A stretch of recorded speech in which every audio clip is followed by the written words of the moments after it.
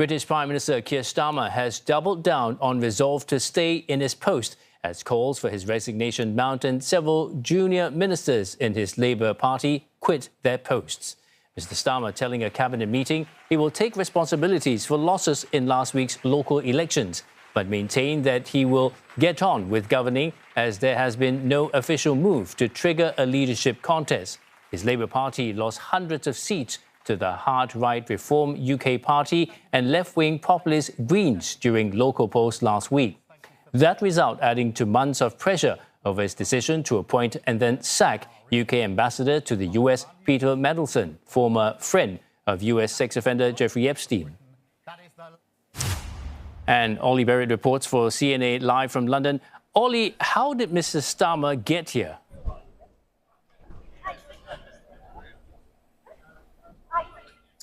Well, Keir Starmer got here out of a combination of short-term and long-term factors, some of which you mentioned there, but crucially off the back of those election results towards the end of last week, which were so disappointing. We've seen dozens now of Labour MPs coming out and saying that they think he should either go now or set out a clear timetable to step aside and allow there to be a leadership challenge. And indeed, behind the scenes, we have seen some manoeuvring by possible leadership challengers. None of them have come out and gone over the top yet, as it were, to officially launch that challenge. And that's why at that cabinet meeting earlier today, Keir Starmer effectively said to his cabinet ministers that he would be getting on with the job, that no leadership contest had been triggered yet, and therefore the business of government was what he and his cabinet should be focused on. But he is very much not out of the woods yet at all, and a huge amount of attention is now focused on some of those really senior cabinet figures. We're told that some of them have spoken to him and advised him that he might like to set out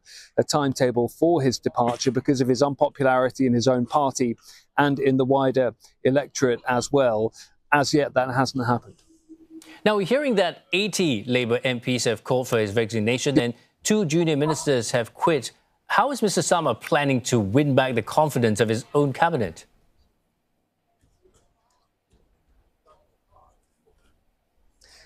Well, in the short term, he hopes to just hang on in the job if he possibly can. And then if he is able to do that, and that still remains a big if, then he will start to show that the government is getting on with the business of government. Here at Westminster, the roads are already being closed ahead of Wednesday's crucial King's speech, which signals the opening of the new session of Parliament. The government sets out its new legislative agenda, but his critics in the party say that his legislative agenda is not ambitious enough. It is too incrementalist. It doesn't address the major challenges that the country faces, and that's why it's going to be very, very hard indeed for Keir Starmer in the days and weeks ahead, if he has days and weeks still in the post. The other element which is going to be really difficult for him is that this episode has demonstrated his lack of authority within his own Labour Party, and that will make it very hard indeed to govern if he manages to stay in his post.